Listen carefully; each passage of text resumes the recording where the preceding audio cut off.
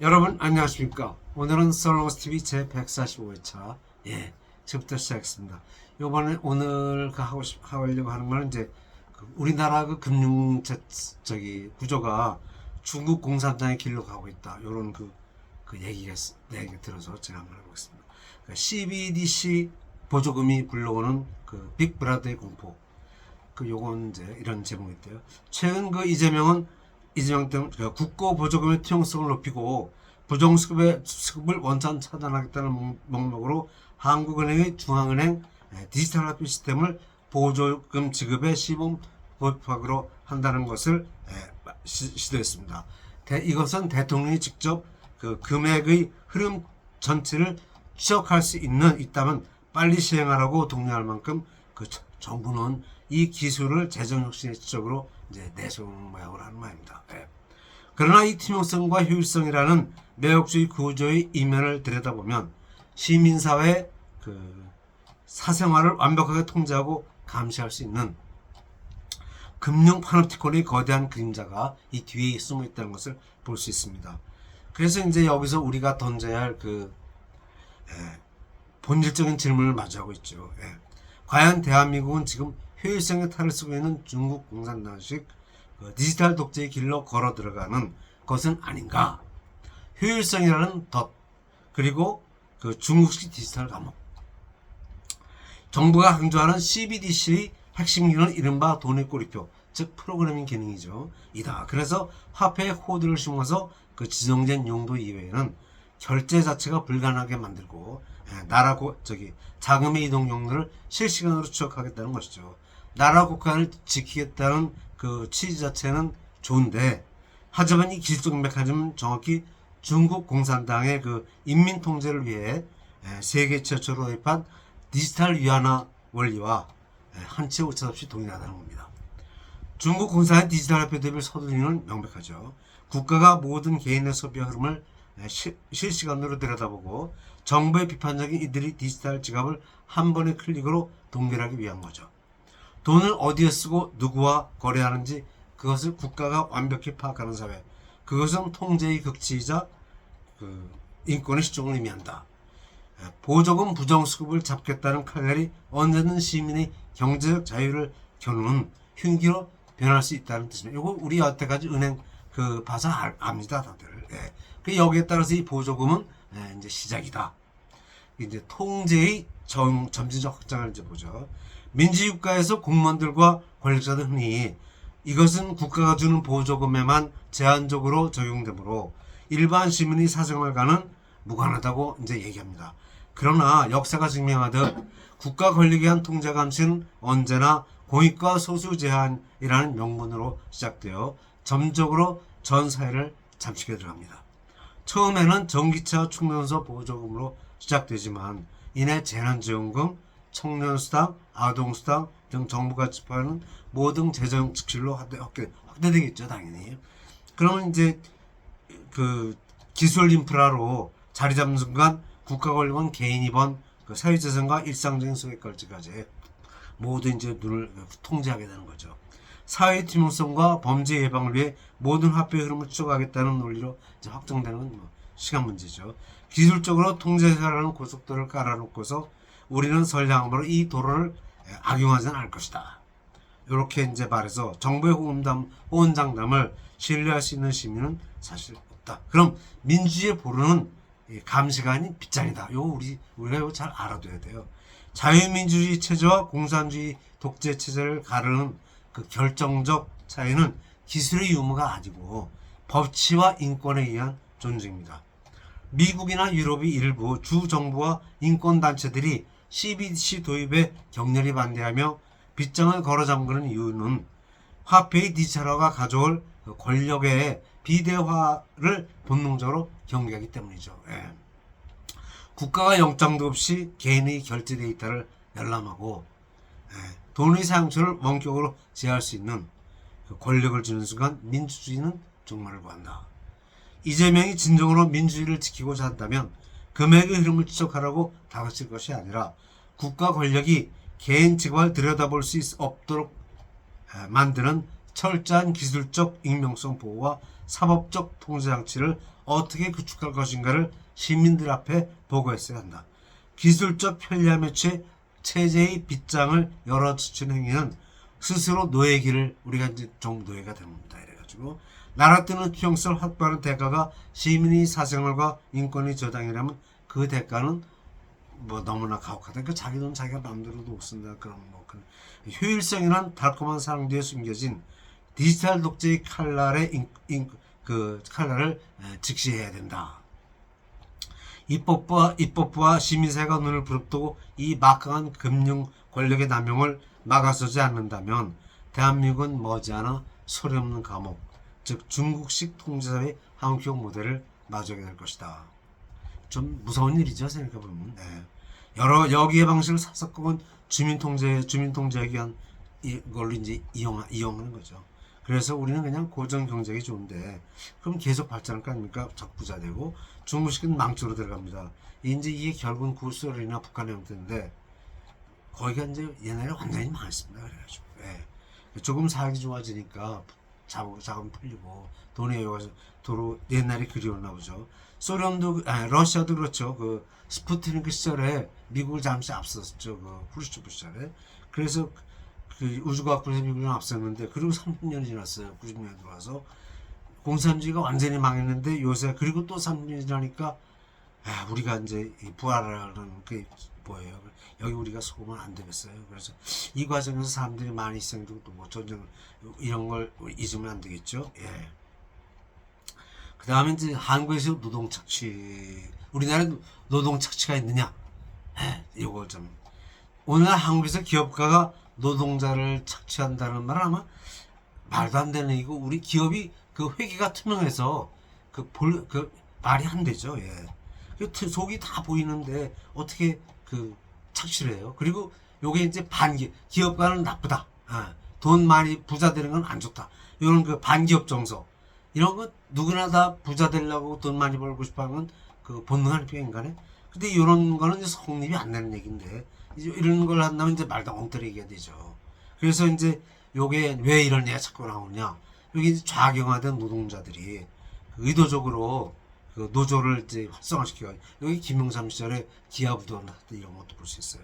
그리고 대우자동차 그 무병장 그 파산한 거. 그리고 또 이제 이런 걸 정적으로 묶어가지고 화물연대도 여기 들어갑니다. 보면은 거대 조직을 보면은 이제 구성 보면 노조원 임금복지관련성이 요 임금복 자신이 저기 월급을 더 많이 달라는 얘기인데, 요게 이제 그런 게 아니고 투제 좌경화되는 사성을 뭐 국유화 또는 뭐 사회주의자들의 이 정치 개입해가지고 국가가 이제 그 공사를 시키자 이런 걸로 들어요. 이제 이런 거를 그 노동자들도 여기에 들어가지 말고 그냥 그 노사 관계가 화합하는 관계로 이게 돼가지고 정치노조하면 안 되죠. 예.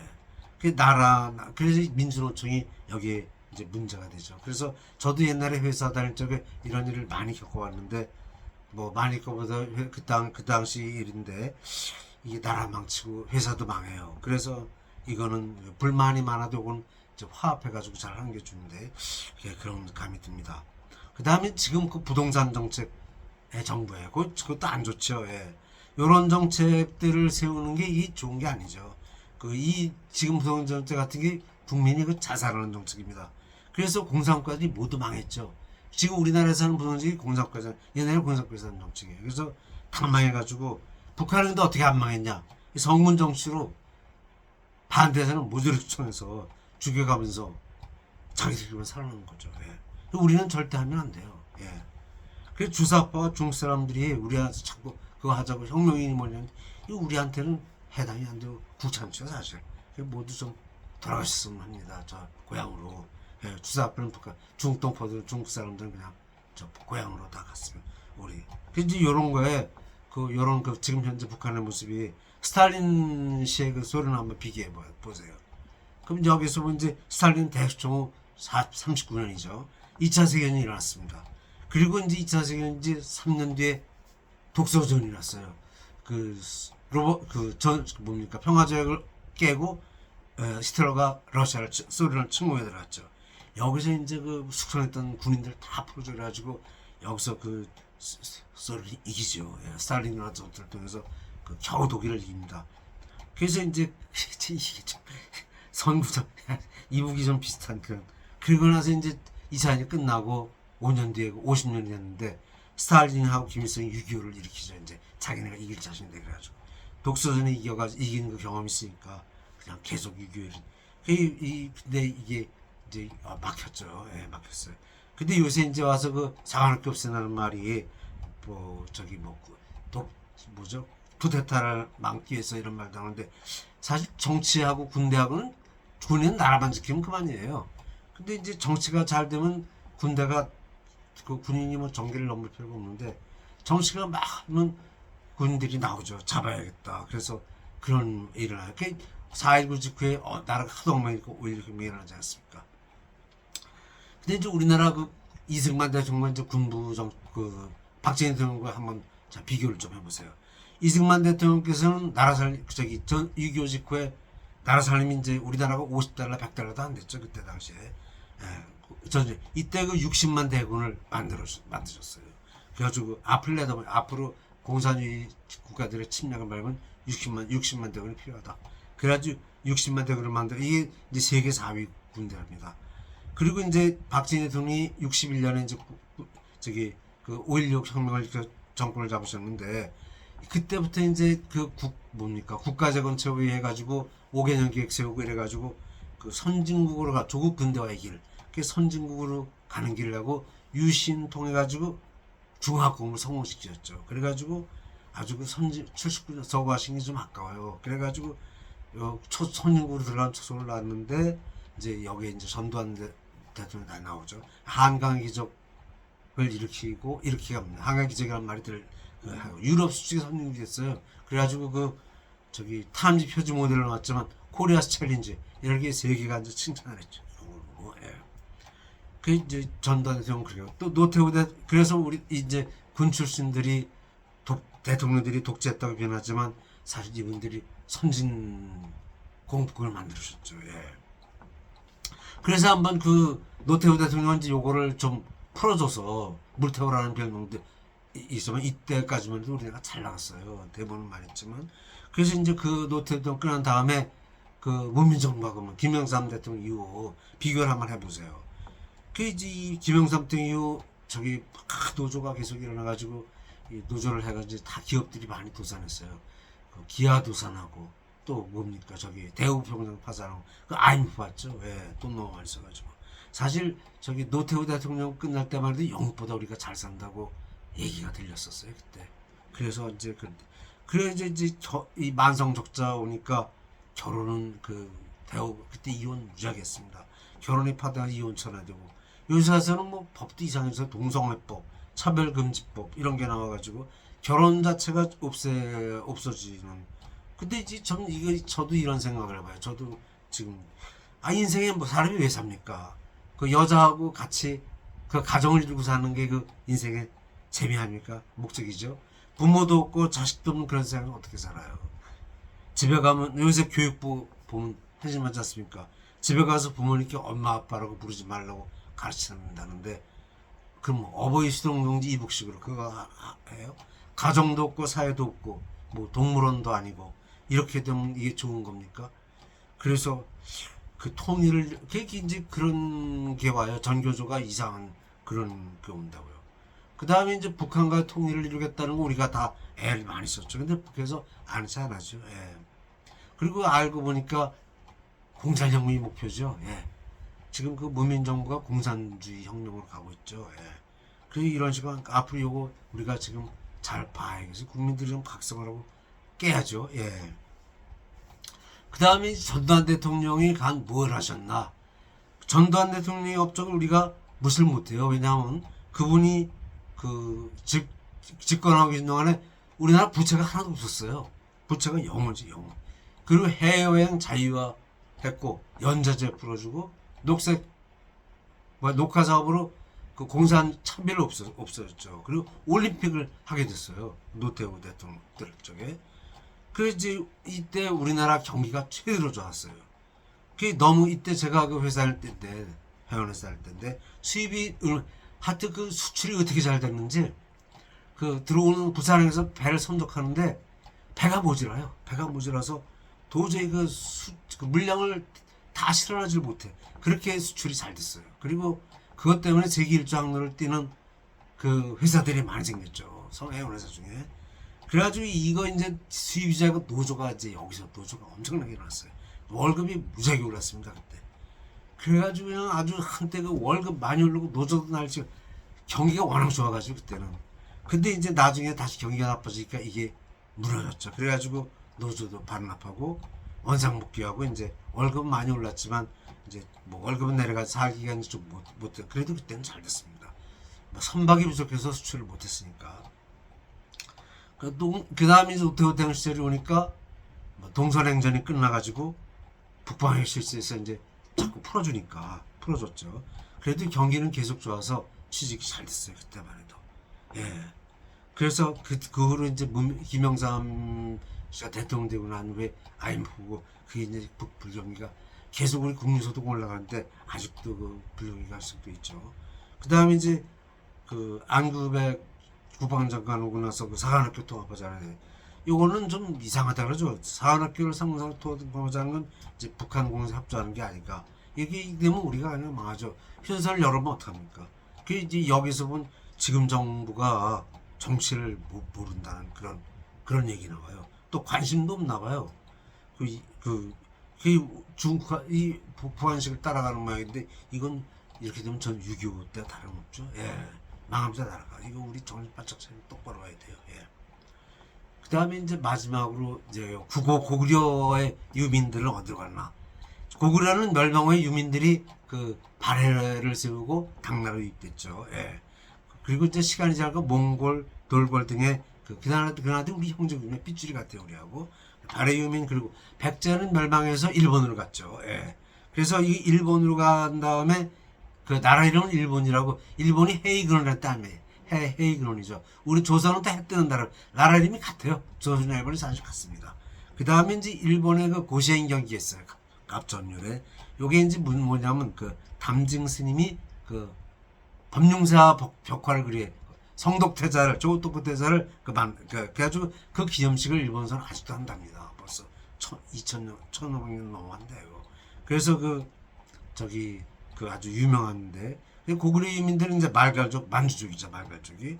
그래가지고 이제 거기가 이제 그 광개토대왕이 굉장히 크죠. 그게 광개토대왕인데 이게 지금 조선시대 가서는 간도라고 불렀습니다. 고려시대 때는 철장석 쌓고 올라가지 못해 북왕족이 힘이 세가지고.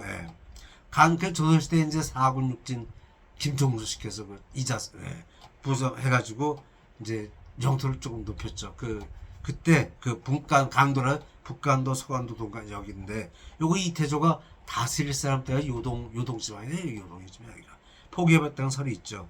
그래서 이제 우리가 여기를 이제 버리게 됐는데 일제 시대에 이제 여기를 만주국을 세워가지고 일본 사람이 진출했습니다. 그 일제 시대하고 지금 우리가 이제 일본이 망을 하니까 저기 남북을 갈라지고 연결이 이제 거의 그때는 저 중앙아시아까지 하나로 통했었죠. 예. 근데 이제 사상전이 오니까 다 끊어. 계급투쟁으로 서로 이제 미워하고 저저게 되는데 요게 이제 계급투쟁의 원인이 탐관오리 그러니까 반상과 상전의 노비 갈등, 간의 갈등. 그래가지고 이제 그게 이제 끊임없는 투쟁이 오게 되죠. 그래서 이제 이런 거에 우리가 서로 미워하고 주변에서 갈라서는데 요것을 다 극복한다면은 통일이 되겠죠. 예. 그러면 이제 옛날 고토 우리 땅 만주 여기를 쳐다보면은 한일만몽이 하나로 합쳐지면 엄청나게 큰 나라 됩니다. 면적으로 봐도 한 250만 킬로미터 이상 되죠. 그럼 중국 960만인데 우리가 한 300만 킬로 가까이 되니까 삼국의 3분의 1 정도 큰 나라 딱 영토상으로 가면 되고 인구도 한 4억 되죠. 3,4억 넘습니다. 그런 나라가 되면 굉장히 좋겠습니다. 근데 이 일제시대 때 그랬어요. 일제시대 때 알고 보니까. 그래서 이런 지도책을 잘 그리다 보니까 일제강점기 시대하고 모습이 같아지네요.